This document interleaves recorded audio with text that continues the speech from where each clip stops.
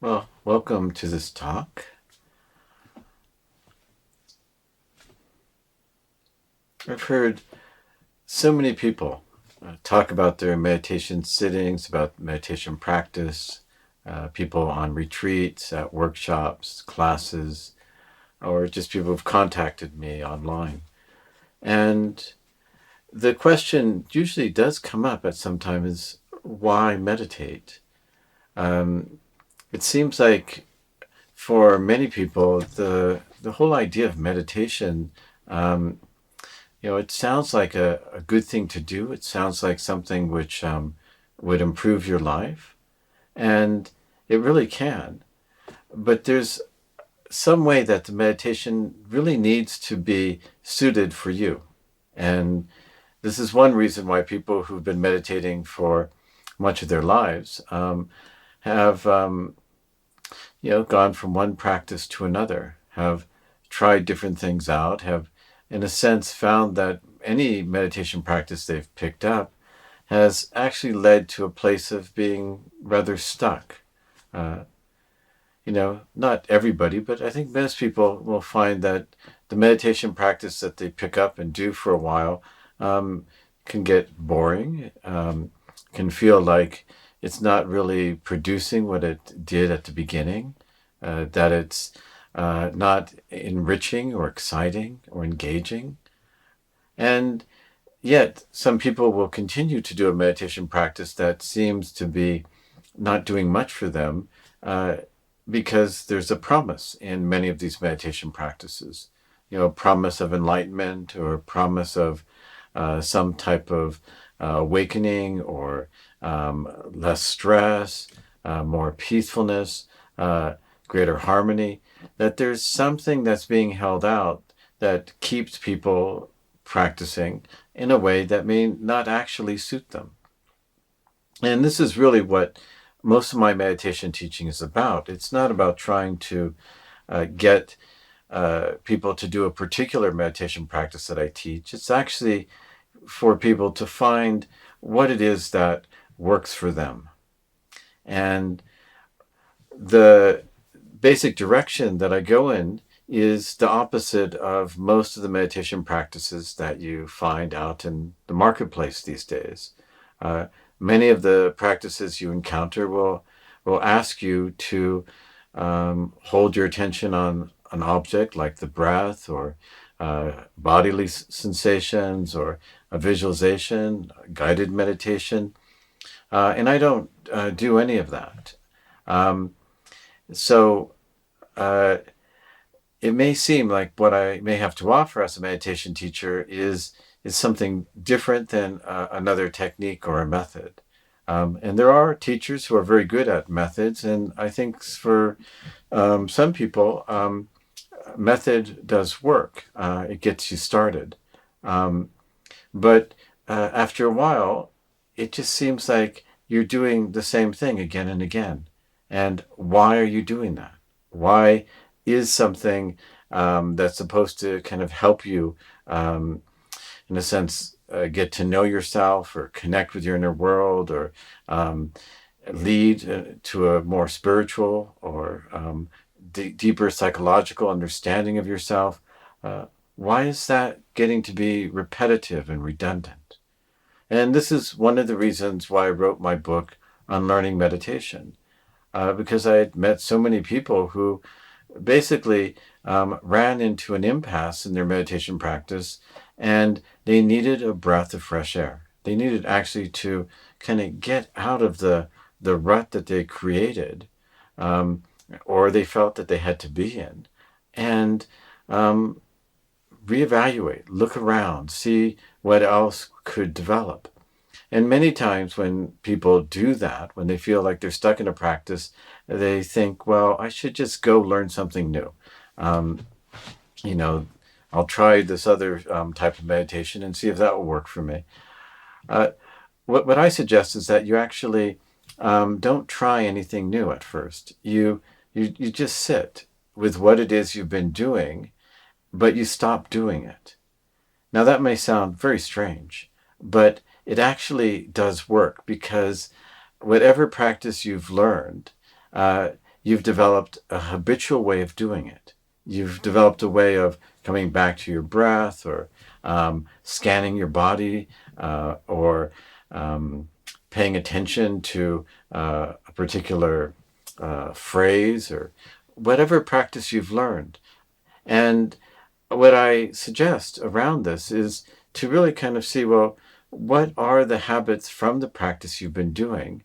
And to get to know how you take in instructions, how you, in a sense, how your mind kind of works with instructions. Because some people, when they get a meditation instruction, they just are gung-ho. They just go right into it and hold on to it. And other people might take that instruction much more lightly and kind of say, well, I'll do that some of the time, but I think I'm just actually going to sit still and just see what comes. And it's that method that I actually am trying to advocate, is a method by which you sit still and see what comes. So the question really around why meditate may not be answered intellectually, may not be answered from the literature out there. It's really for each of us individually to look at what meditation has done for us. What has our experience been? What kinds of things have been developed and learned and valued within that practice? And then you might get a sense of why you meditate. And like I said at the beginning, there can be many reasons for us to meditate. We don't have to just have one purpose or one goal in mind. I think what we actually need to do is just understand what motivates us, what keeps us coming back to the meditation cushion and sitting. Or some people, they may lie down when they meditate, but what actually brings you to adopting that posture and starting a meditation sitting and going through to the end, whether it's 10 minutes, 20 minutes, half an hour, however long it is. So what I'm going to discuss in the next part of this presentation is just some basic conditions, some ways in which we might approach our experience that are really conducive to an open meditation practice, to a meditation practice that doesn't work with rules or routines, rituals, but a meditation practice where you're sitting with what comes up and you're learning from that experience.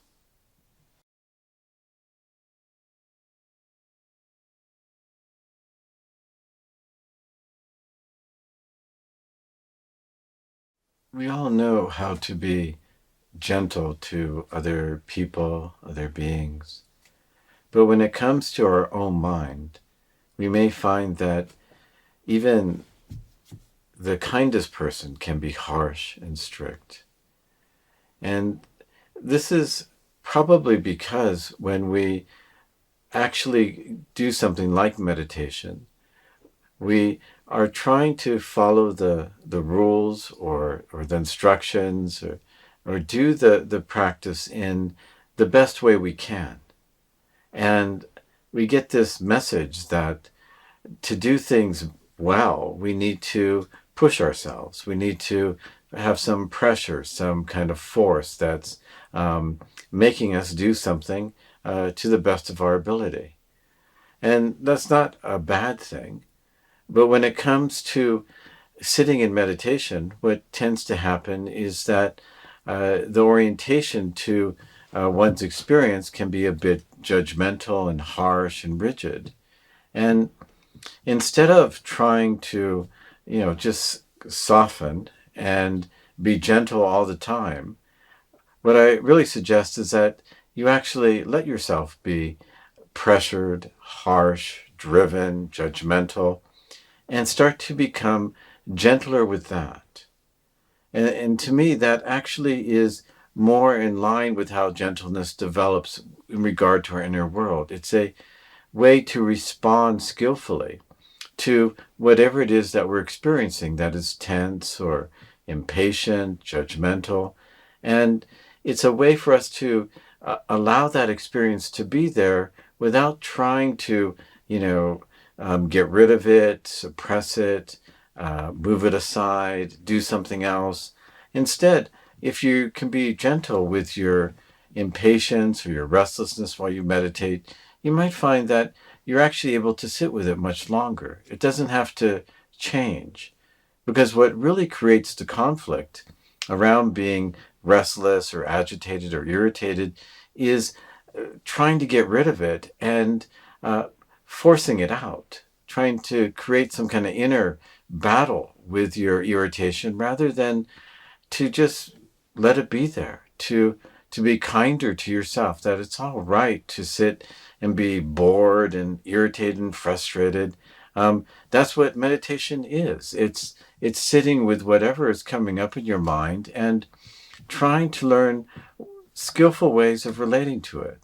And becoming gentle is something that you might find is like a baseline, like it is the kind of way that you would like to behave towards your thoughts and emotions. You don't want to be pushy, and you don't want to be harsh and strict with yourself. You actually probably really are sitting to meditate to relax and loosen up and not have so much stress. So being gentle with yourself, to be kinder with around whatever it is you're thinking or feeling or going through while you're sitting, it will actually go a long way to help you find that your internal conflict can reduce. And when your inner conflict goes down, the mind does settle. And this really brings me to the next part of this talk, which is the whole area of allowing.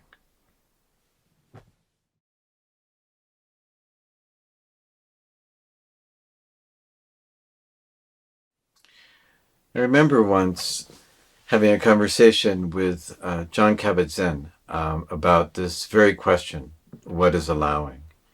And in our dialogue, he basically said that mindfulness, as he teaches it, allows thoughts and feelings into the meditation sitting.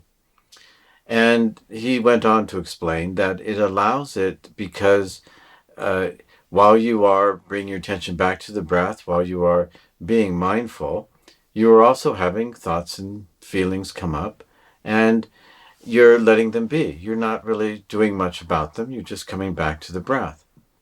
And I said, well, my take on it is that once you have the instruction to come back to the breath, you are not going to be allowing your thoughts and emotions to continue to go on in your meditation sitting.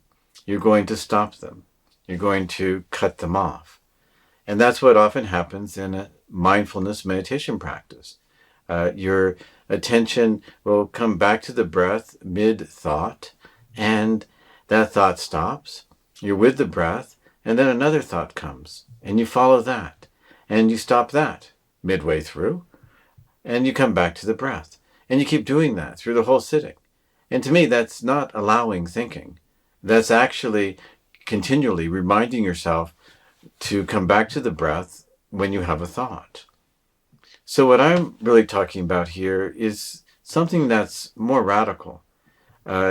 It's allowing the thoughts to just go on as they would normally, not to try to stop your thinking in any way or manage it, but actually to give it full rein. In a sense, you can meditate and have thinking go on, and you may find that when thinking is no longer a problem, when thinking is not a distraction, but is part of your experience, it may actually start to die down on its own. You may find that you are relaxed around having thoughts. You're not judging yourself for thinking during meditation.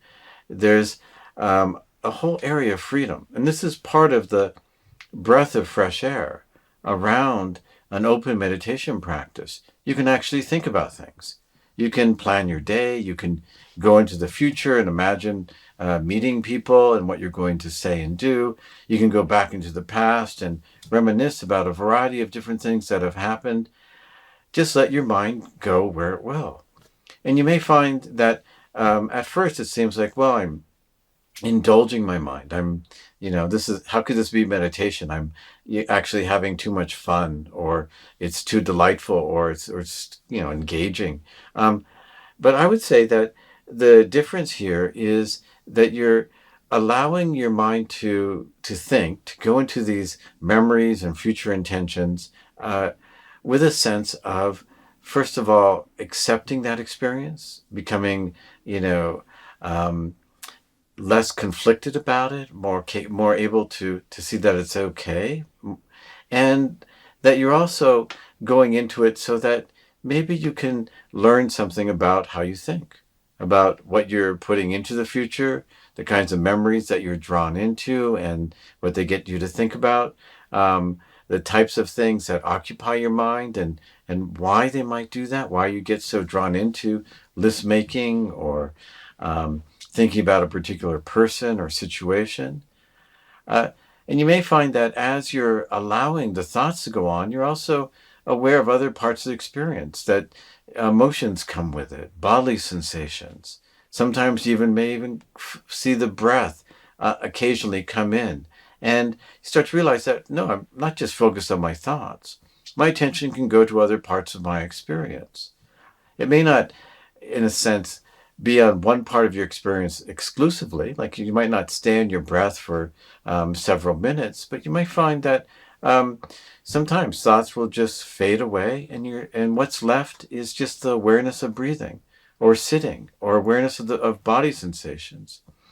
And that is part of this kind of open meditation practice. It really can happen that our mind may behave better if it's treated with gentleness and kindness, and you trust it. That you actually consider that your mind will find its own way to settle down, or it will find its own way to um, be with an emotion like anger, or a will, or impatience, and have that subside of its own, rather than you trying to do something in particular to make it go away. And that's the thing about an open meditation practice like this. There is less aversion, less trying to get rid of things, trying to control things, trying to have things be another way than it is. And you may find that it's not so bad just sitting with your mind as it is. I know we can dread it at times. Like, we think we're going to meditate, and if I allow my thoughts, it's going to be all anxiety and depression and fear, and all these grudges, or whatever is going to come up, or I'm just going to have all these trivial thoughts. It's just going to be one conversation after another. Try it. See if that happens. If you sit in meditation and that goes on for a long period of time, well, I would say, well, okay, maybe that's the case, that's sitting. But actually just see if you're really kind to your thoughts, if you really start to feel it's okay to think, it's okay to be who I am in my meditation sitting. You might find that the meditation itself has its own flow to it. It has its own kind of trajectory, its own way of going. And it takes care of a lot of the stuff that you're trying to do purposefully.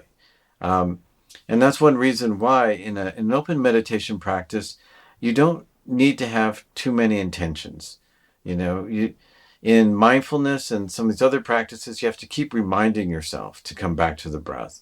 In an open meditation practice, you may occasionally, remind yourself that you could be aware of, touch of your hands, or just, your body, or your breath, but rarely. You don't need to do that all that much. You may actually find that you only need to do something like that when it feels like you're overwhelmed, or you've been lost in thought for quite a while. But otherwise, you might find that there's a real nice rhythm to this. And another side to this allowing is sleep. That meditation, when you start to get relaxed, is going to lead towards sleep.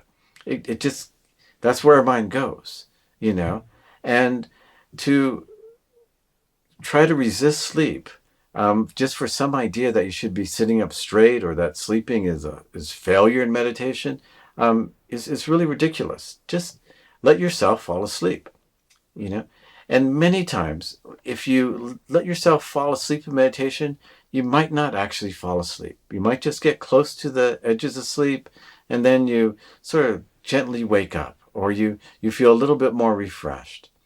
And if you do fall asleep, so what? It's good to know what sleep is like in meditation, and nothing is lost. To really consider that what I'm saying here is to let your experience lead and just see where it goes.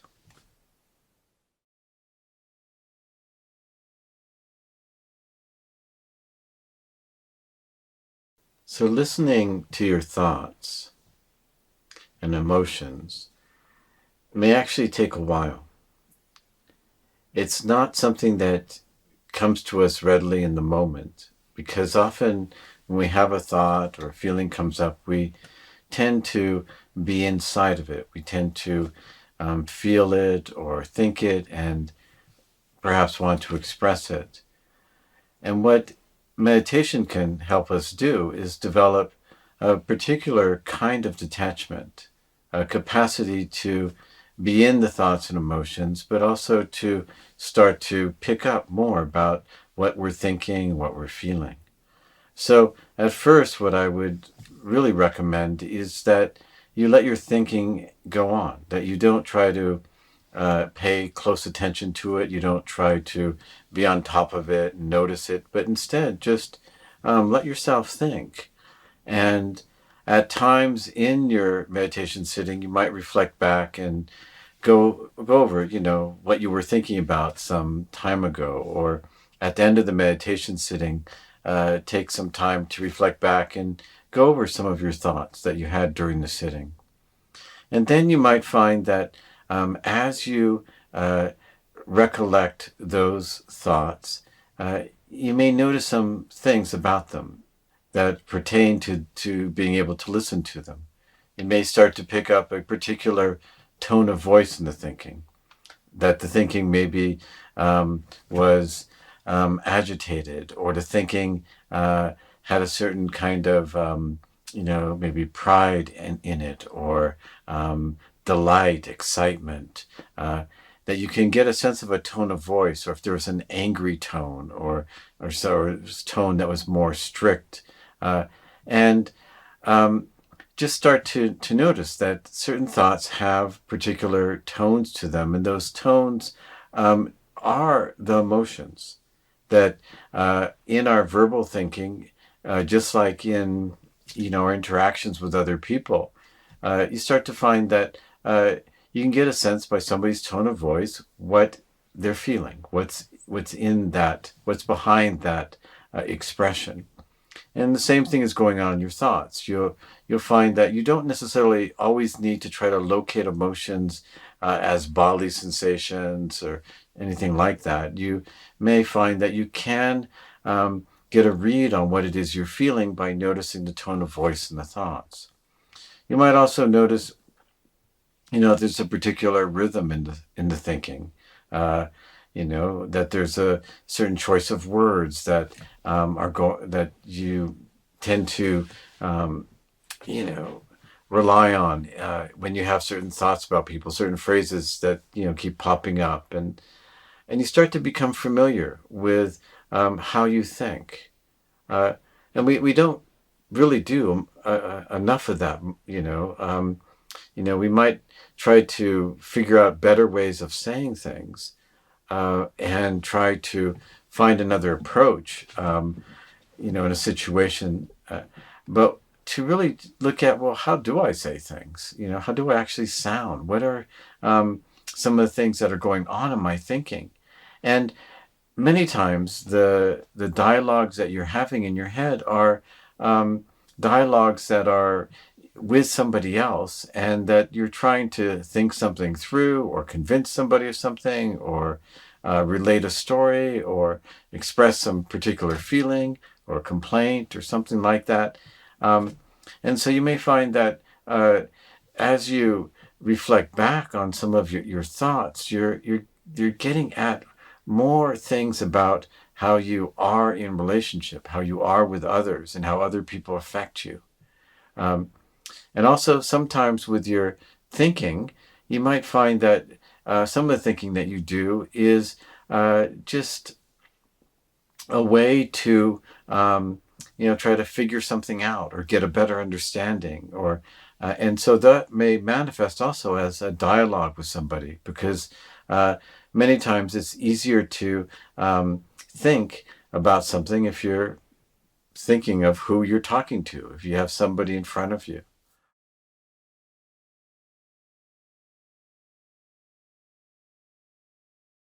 One of the best ways I found to develop this capacity to listen to your thoughts and emotions in meditation is to write down your meditation sittings afterwards, to go into a description of the different uh, thoughts you had, the different dialogues, who you were talking to, what they were about.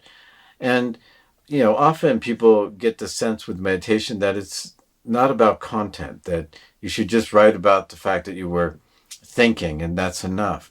But I don't believe that's actually going to help you develop more awareness of your thinking and your feeling states.